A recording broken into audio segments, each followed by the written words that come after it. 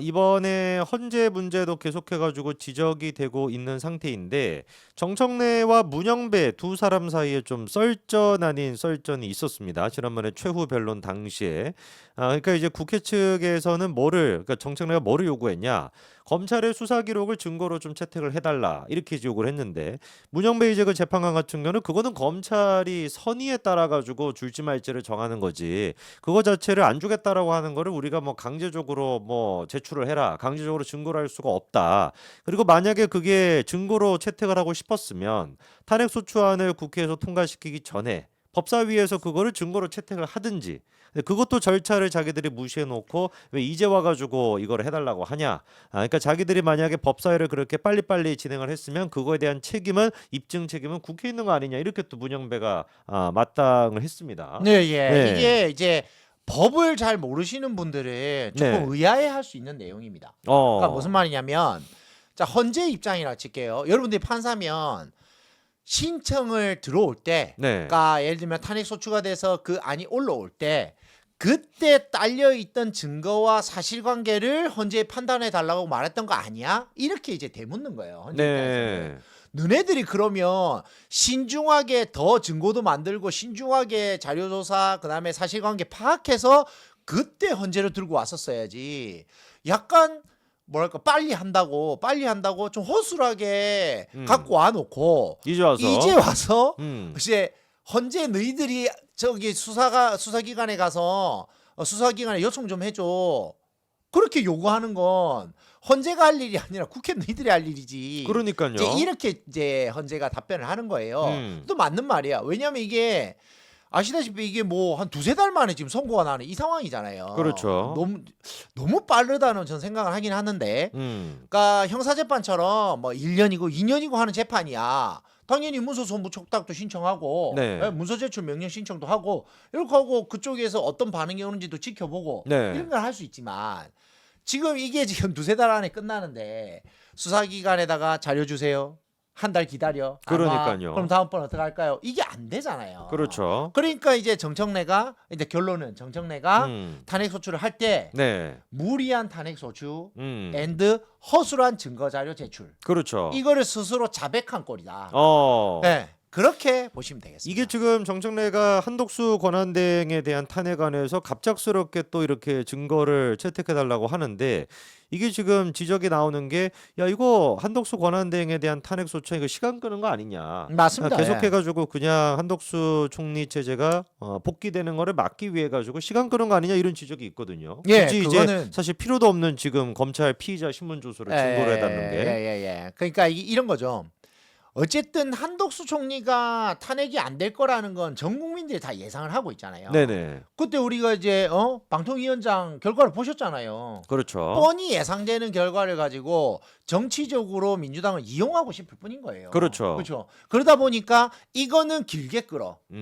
대통령 거는 빨리 끝내. 이러다 보니까 길게 끄는 방법이 뭘까를 이제 고민하는 거죠.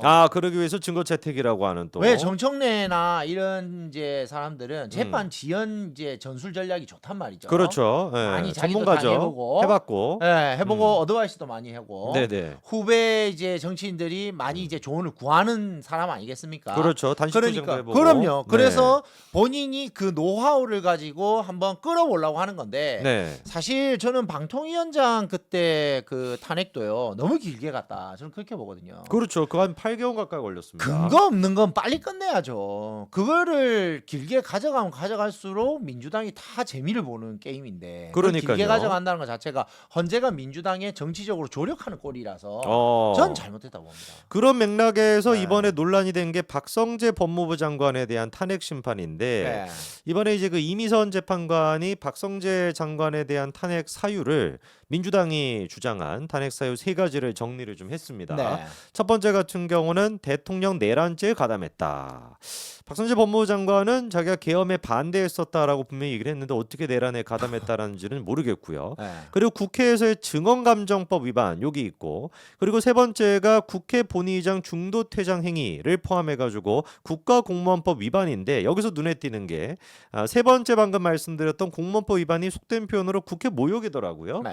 뭐를 모욕했냐라고 이제 하니 지금 이제 민주당 측의 답변이 뭐냐면 예. 박성재 법무부 장관이 김건희 여사 특검법을 제2요구 이유를 설명을 하고 자리로 돌아가면서 야당 대표를 노려봤다. 야당 대표라 함은 이재명이죠. 이재명을 째려봤다가 탄핵 사유에 들어가 있습니다. 여러분은 네. 지금 공산주의 국가에 살고 계시는 겁니다. 야당 대표 네네. 노동당수 야당 대표 이재명을 째려봤다는 이유로 네네. 일개 법무부 장관이 탄핵되는 꼴을 보고 계시는 거예요. 그러니까요. 그럼 자 민주당의 다수 의석 그리고 이제 만약에라도 이재명이 아니면 민주당에서 대통령이 나왔다. 그럼 여러분 대한민국의 토양 자체가 그냥 북한하고 하나인 거예요. 그렇죠. 이게 무슨 민주주의 국가고 자유민주주의 국가야.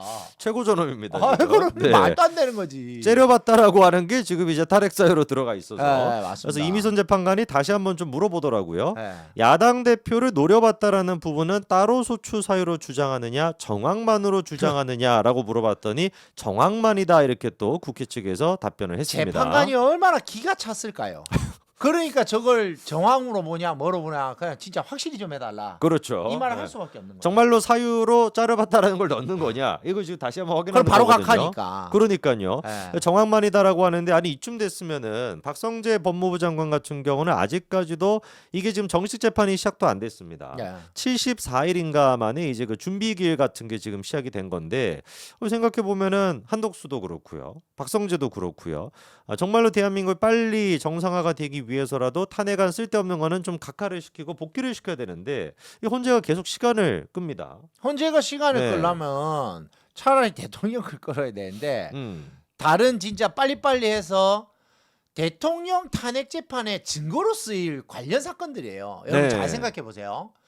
만약에 대통령 탄핵을 좀 길게 가져가면서 네. 진짜 야당 민주당이 근거 없는 탄핵을 통해 가지고 이루고자 했던 목적 그리고 이 내란 누가 했습니까? 민주당이 했지. 그렇죠. 그럼 탄핵들을 그렇게 탄핵 소추한 사람들이 어떤 결과가 나오는지를 쭉 모아가지고 그걸 보고 만약에 탄핵 심판 대통령 탄핵 심판을 한다 생각해 보십시오. 그러면 대통령의 주장에 더 힘이 실릴 거 아니에요. 그럼요. 봐라 다 근거 없어서 전부 기각 각하 다 당했지 않냐. 그러면 민주당이 자 헌법상 탄핵 소추 권한 국회한테 줬다. 3분의 2 이상 줬다. 하지만 그 탄핵 권한을 남용한 건 국회고 민주당이다.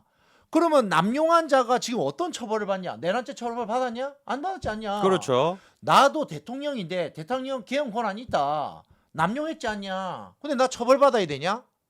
형평성 있게 생각해라. 만약 내가 처벌받는다면 민주당도 처벌받아라. 민주당도 탄핵당하고 민주당도 내란죄로 처벌받아라. 그렇죠. 이 주장을 할 수 있는 거예요. 그렇습니다. 그 생각해 보니까 사실 윤석열 대통령에 대한 탄핵에 또 근거로 쓸까 싶어서 그런지 박성재랑 지금 이제 늦게 가는 한덕수에 거예요. 대한 게 계속 좀 늦어지는. 왜냐하면 대통령 네. 탄핵 재판에 정말 불리한 증거로 쓰일 수밖에 없잖아요. 네. 민주당 입장에서는. 그러니까 늘 좀 지연해가지고 늦게 가져가는 거죠. 마지막으로 지금 이제 마은혁이가 임명이 될 수도 있다라고 하는 지금 예측이 누가 임명을 할 나오는데 건데요?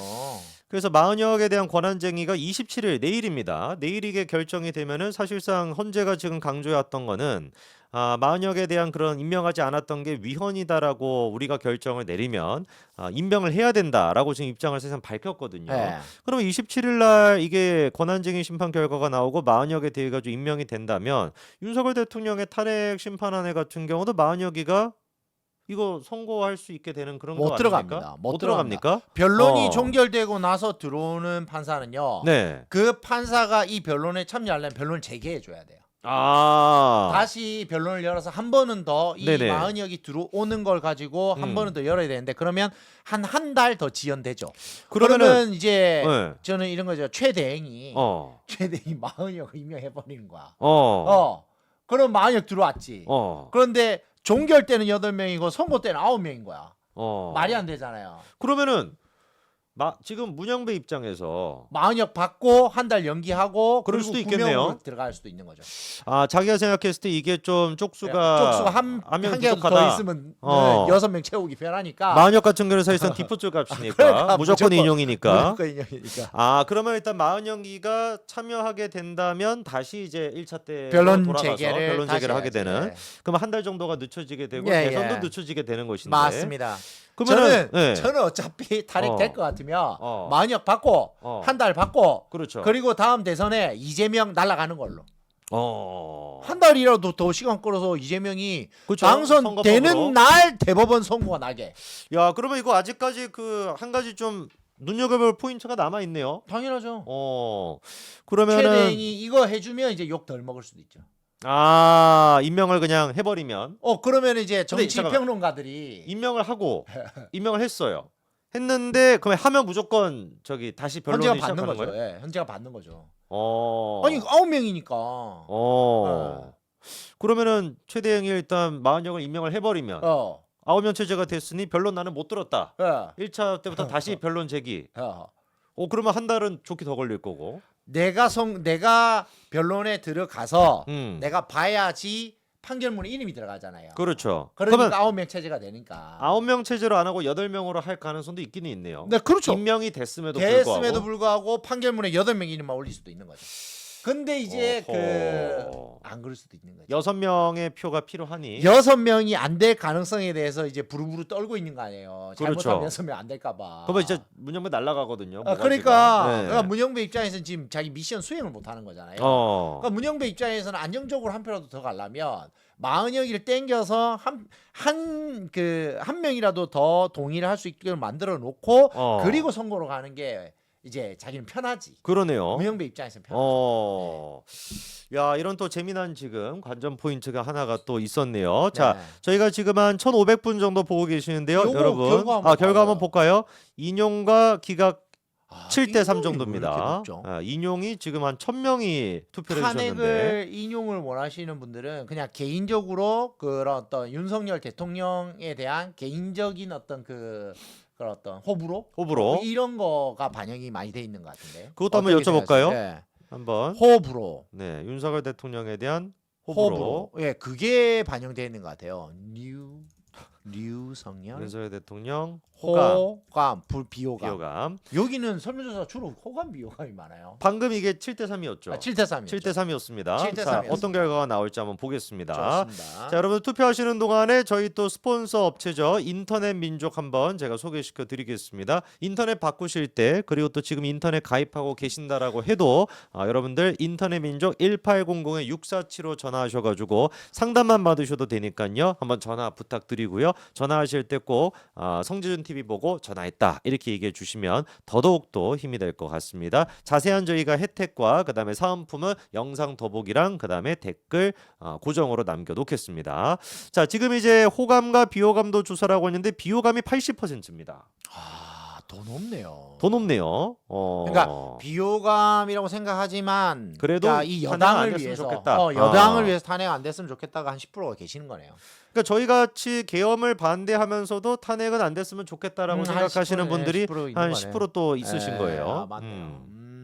아니 왜냐하면 저는 개인적으로 이제 여당의 대통령이 탄핵된다는 것 자체가 여당 입장에 좋은 건 아니거든요. 그렇죠. 어쨌든 뭐가 불리해도 불리하고 뭘 피해를 받아도 피해 보는 거예요. 그러니까 민주당이 저 난리치는 거예요. 빨리 그러니까요. 그래서 저도 딱 그냥 계엄 자체가 너무 잘못됐다고 보지만 그럼 뭐 그래도 윤석열 탄핵은 막았으면 대통령이 좋겠다. 잘했다라고 말하는 게 아니거든요. 그렇죠. 당연히 조금만 더 버텼으면 됐죠. 근데 그걸 잘했다는 게 아니라 탄핵만은 좀 막아서 그랬으면 좋겠다. 우리의 정권이 조금 한 2년은 더 유지돼야 다음 대선을 좀 뭐랄까 충분히 준비할 수 있잖아요. 네. 지금은 너무 급하고 너무 힘든 거란 말이죠. 지금 현재 상태가. 다음 대선 준비한다는 게 여러분 여당 입장에서 쉽지가 않습니다. 그러니까요. 지금 이제 대통령에 대한 비호감도가 아까 전에 탄핵 찬성보다 한 10% 조금 넘게 나오고 있습니다. 그러다 보니까 그래 뭐 대통령도 싫고 계엄도 싫지만 그래도 탄핵은 일단 막아야 되지 않겠냐라고 생각하시는 분들도 꽤 있으신 것 저는 같아요. 여론조사 하나만 더 해봤으면 좋겠어요. 어떤 거 해볼까요? 최근에 네. 그 이야기 나오는 것 중에 제일 미지수가 하나가 있어가지고 저도 잘 모르겠더라고요. 뭡니까? 자 여러분 이런 거 있지 않습니까?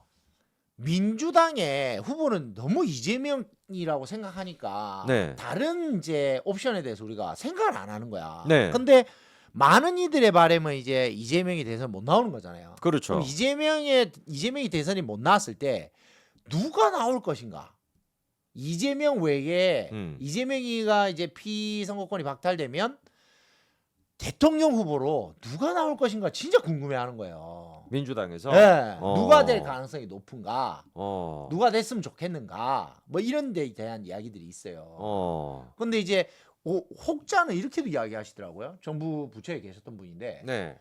이재명이 안 나오면 우리가 선거 더 어려울 수도 있다. 그렇죠. 저도 그렇게 생각하는데요. 이재명은 사모니스 너무 크고 비호감도가 네. 너무 높으니까 음. 그 확장성 전혀 없다. 그렇죠. 표에. 근데 만약 김부겸이 나왔다. 어. 김경수가 나왔다. 이래 되면 더 어렵죠. 우리 여당이 훨씬 어려운 대선을 치러야 된다. 저는 그래서 오히려 올해가 어. 올해 조기 대선이 열리는 게 어. 우리가 정권을 한 번 더 가져갈 수 있는 최상의 옵션 아닌가. 만약 2년 반 뒤에 대선이 있었다. 그러면 이재명은 그 사이에 나가리 되지 않을까? 나가리가 되죠. 예. 그럼 뭐 김부겸이나 이런 애들 나올 텐데 예. 이재명을 상대로 저희가 싸우는 거랑 김부겸, 김경수를 상대로 싸우는 거랑 제가 봤을 때는 천지 차이만큼 우리가 있어 보이거든요. 힘들어요. 그러니까요. 김부겸이 만약에 저쪽 대선 후보가 되잖아요. 그건 진짜 우리 힘들어요. 대구 그렇죠. 쪽에서도 인기가 있고, 그렇죠. 그다음에 지금까지 소위 말 스크래치 안 난 그래도 정치 온건파거든요. 민주당의 온건파고 중도표를 많이 아우를 수 있지 않을까요? 우원식 그쪽에서? 같은 애가 나와도 네. 그러니까요. 머리가 아픈 거지. 오히려 그래서 제가 봤을 때 올해 대선을 치르는 게 유일한 기회 아닌가라는 생각입니다. 맞습니다. 자, 그러면 윤석열 대통령에 대한 호감 비호감 이렇게 정리해 보도록 하고요.